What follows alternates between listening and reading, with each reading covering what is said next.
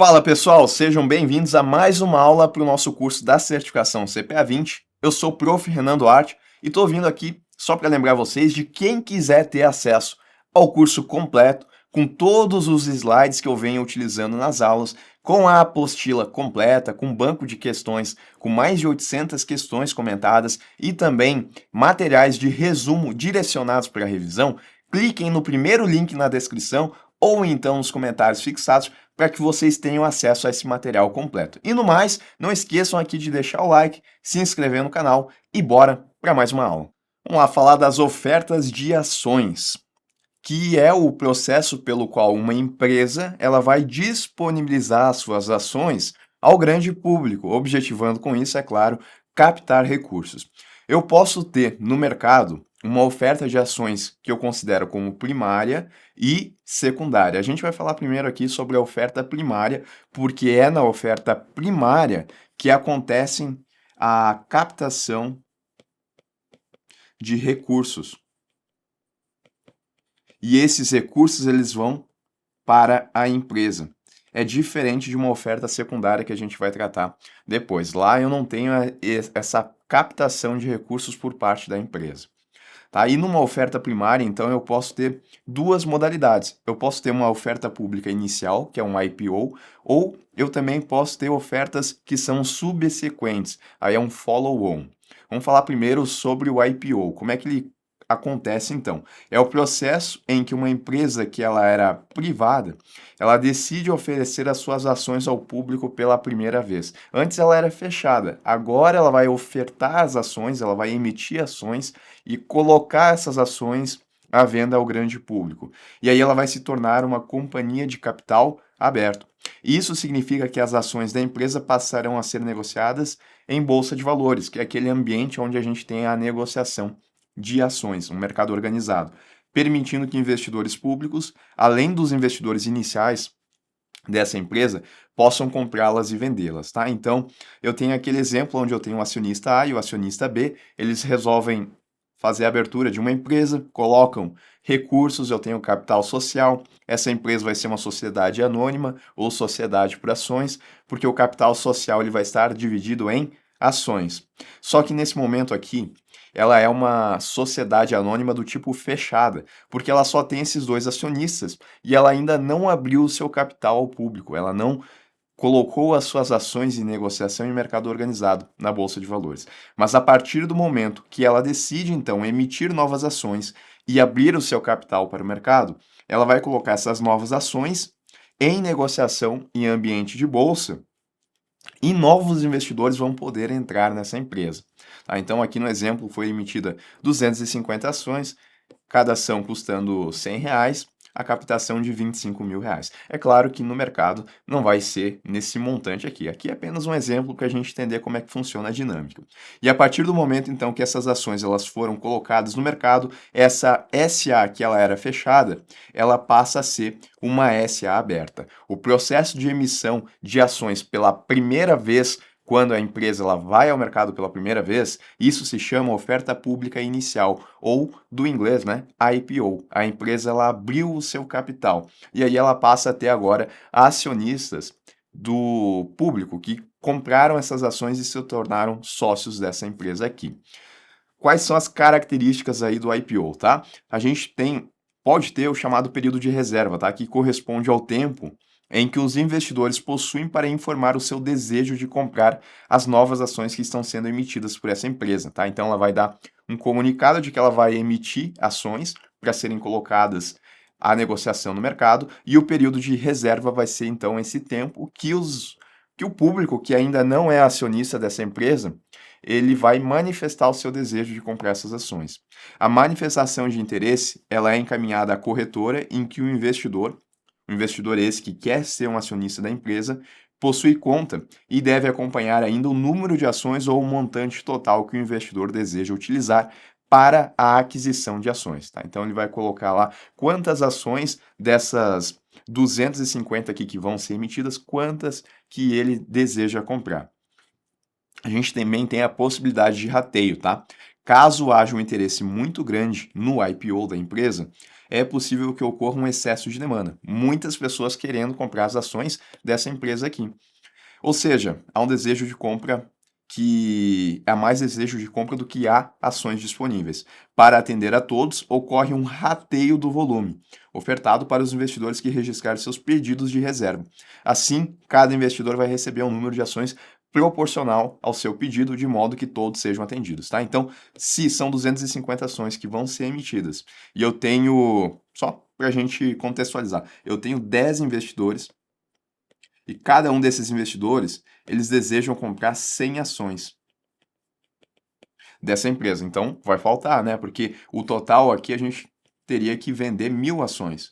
Mas eu só tenho 250. O rateio, então, vai ser pegar esses 10 investidores e, para cada um, dividir 25 ações. Aí, dessa forma, eles conseguem ser atendidos de maneira proporcional. Isso acontece, né, quando a gente tem essa possibilidade de rateio, onde a demanda ela é maior do que a quantidade de ações que estão disponíveis. Bom, isso é o IPO, né, que é quando a empresa ela coloca novas ações no mercado pela primeira vez. Obviamente que os recursos que estão sendo captados aqui, eles estão indo diretamente para a empresa. Ela captou esses 25 mil reais aqui e ela vai poder utilizar esses 25 mil reais da maneira como ela desejar, expandindo a sua capacidade produtiva. Em contrapartida, né, agora ela vai ter novos acionistas da empresa. E se essas ações elas forem ordinárias, eles vão ter poder de decisão nessa empresa porque eles têm a possibilidade de votar. É claro, né, que nesse caso aqui em específico, o acionista A, ele detém o controle dessa empresa porque ele possui individualmente mais de 50% das ações. Eu ainda tenho a oferta subsequente, que é o follow-on. Como é que funciona? Aqui a gente tem uma emissão adicional de ações por uma empresa que já está listada na Bolsa de Valores, ou seja, ela já abriu o seu capital e agora ela vai emitir mais ações para captar mais dinheiro. Nesse processo, a empresa emite novas ações para venda ao público, pelo investidor, visando captar mais recursos. Então, olha só, eu tenho uma sequência do que aconteceu aqui. Eu tinha uma SA fechada, ela foi lá, emitiu novas ações, se transformou em uma SA aberta. Agora eu tenho o público com 20% do capital dessa empresa, o acionista B com 20%, o acionista A com 60%. E aí, após isso, a gente está aqui. A empresa ela vai lá e ela emite novas ações após o IPO. Já aconteceu o IPO, que é aquele primeiro processo de emissão de novas ações. Vão ser emitidas novamente 250 ações, o preço de cada ação ainda vai ser R$ 100 e a captação agora vai ser de R$ 25 mil. Esse recurso vai entrar para a empresa também e vai ser utilizado para financiar os seus projetos.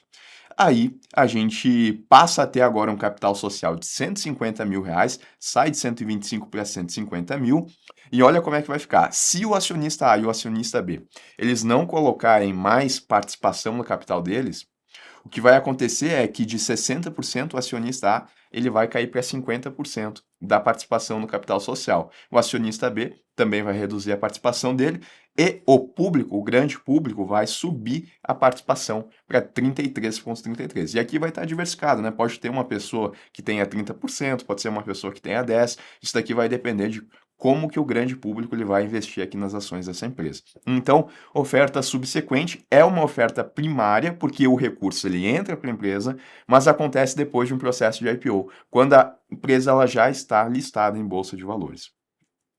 A diluição acontece quando há redução da participação percentual de um investidor ou acionista existente no capital total da empresa, quando esta realiza uma oferta primária de ações. Então, a diluição, esse conceito, foi exatamente o que aconteceu com o acionista A e com o acionista B. Eles tinham uma participação de 60 e de 20, e agora, após a oferta primária de ações, a participação reduziu para 50 e para 16,67. Aqui também, né, a participação deles também diminuiu. Aqui também aconteceu uma diluição. Antes era 75%, passou para 60%. E de 60%, agora passou para 50% depois do follow-on. Isso acontece porque a empresa emite novas ações, colocando-os à disposição do público durante uma oferta primária. Quando novas ações são emitidas e vendidas, a base acionária ela é expandida, o que pode diminuir a participação percentual dos acionistas existentes. Para que isso não aconteça, né, o acionista A e o acionista B, eles teriam que ter colocado mais recursos também, ou pelo menos para que isso não aconteça da forma como aconteceu aqui, né? que eles tenham reduzido de 60 para 50, por exemplo. E o bônus de subscrição, olha só, consiste em títulos que possibilitam aos acionistas atuais comprarem antecipadamente as ações adicionais que a empresa colocará à venda, mantendo assim a sua participação intacta no capital social da empresa, tá? Então é aquela situação lá onde a gente viu, né, que a empresa ela vai emitir novas ações e com isso existe a possibilidade de tanto o acionista A quanto o acionista B deles manterem a sua participação. Isso é chamado de bônus de subscrição, é o quanto que eles vão ter que colocar de dinheiro para conseguir manter a sua participação. Nesse caso aqui, para que eles mantenham, eles vão ter que colocar exatamente os 25 mil reais que a empresa ela pretende conseguir de novos recursos. Tá? Então, o público vai manter com a participação dele de 20%, o acionista A 60% e 20%. Em outras palavras, eles vão ter que comprar a integralidade do que foi emitido aqui. Mas isso aqui no meu exemplo, tá? Nessa empresa que tem só 2 acionistas, porque provavelmente não vai ser assim, né? A gente vai ter empresas onde vão ter diversos acionistas, como acontece aqui com o público. E aí é dada essa possibilidade de bônus de subscrição, justamente para que não aconteça a diluição. Mas aí essas pessoas vão ter que comprar essas novas ações antes do grande público. Então, o bônus de subscrição é essa possibilidade de os acionistas atuais comprarem as ações que vão ser colocadas à negociação de maneira antecipada. Bom, isso referente à oferta primária. E o que é uma oferta secundária? Vamos lá. É o processo no qual a empresa não emite novas ações, mas permite que os acionistas existentes vendam suas ações para investidores no mercado financeiro. Tá? Nesse tipo de oferta, os acionistas atuais vendem parte de suas participações na empresa ao público, oferecendo suas ações já existentes para negociação. Isso vai proporcionar liquidez aos acionistas, permitindo que eles vendam as ações e assim eles consigam resgatar dinheiro, né, receber dinheiro em espécie e transformar o seu investimento em dinheiro, sem que a empresa emita novas ações. Então eu tenho um acionista B que ele possui 250 ações. Ele vai diminuir a participação dele no capital da empresa, vendendo 100 dessas ações ao público.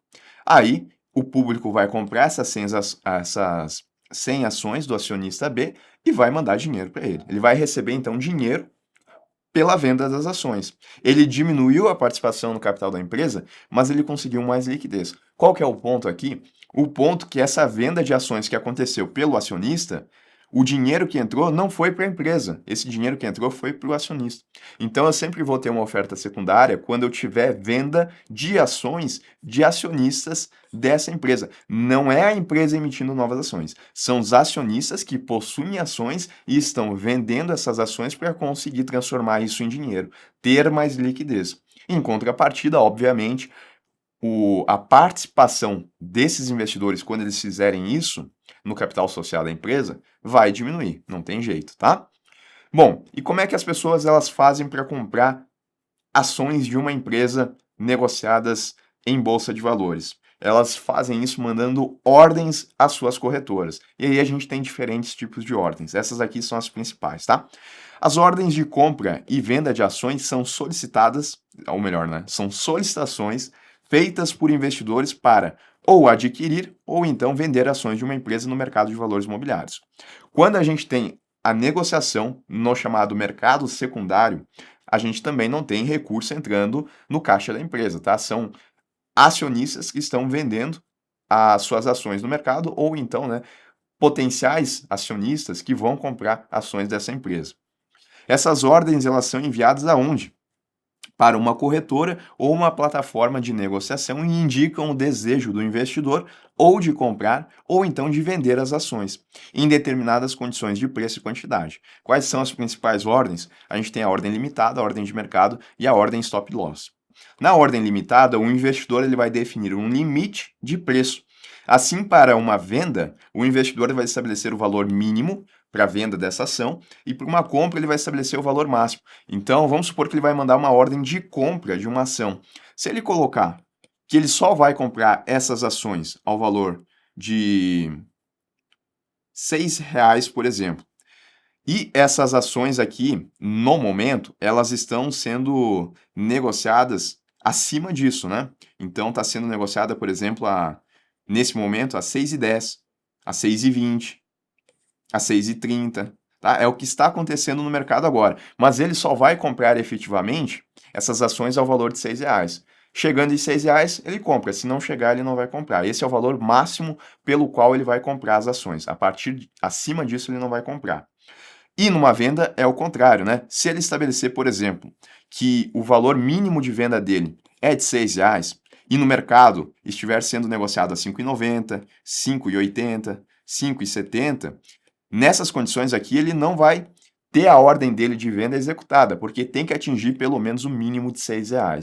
Tá? E se tiver acima disso, daí ele consegue vender as ações. Se ele colocar, por exemplo, uma ordem de venda de 100 ações e lá no mercado estiver em 6,01, bom, aí as ações desse acionista elas começam a ser vendidas porque ele colocou um preço de 6 no mínimo e o mercado está com preço acima disso. Então ele começa a vender essas ações até que ele consiga vender as 100 ações que ele colocou para venda.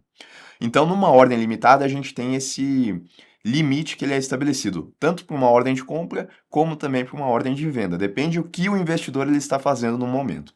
E aí, na prática, duas situações podem acontecer. A ordem, ela não vai ser executada, pois a ação pode não atingir aquele limite que foi definido. Então ele definiu que ele só vende por 6, mas o mercado não chegou em nenhum momento aos 6 reais que ele queria. Ficou a 5,80, 5,90 e não chegou em 6. Então a ordem ela não vai ser executada. Ou ainda, a ordem ela é executada por um preço igual, 6 reais, que é o que ele queria, ou melhor que o definido. Foi a 6,01, foi a 6,10. Enquanto ele tiver ações para vender na ordem dele, tá sendo melhor do que os 6 reais que ele colocou, né? Tá vendendo a 6,01, 6,10 e assim por diante. Então, essas são as situações que podem acontecer aqui numa ordem limitada. Ou ela não vai ser executada porque não atingiu o limite que foi definido, ou ela vai ser executada por aquele preço que foi colocado, ou então um preço melhor do que aquele. Eu ainda tenho também a ordem a mercado. Aqui não há o estabelecimento de limites e a ordem ela será executada de acordo com o preço oferecido pela contraparte. Tá? Então, esquece o limite, aqui vai olhar o mercado, qual que é a oferta e demanda naquele momento. Se o investidor ele lançar uma operação de compra, a ordem vai ser executada pelo melhor preço oferecido pelo lado vendedor. Então, ele lançou uma ordem de compra para 100 ações de uma determinada empresa, XXX3.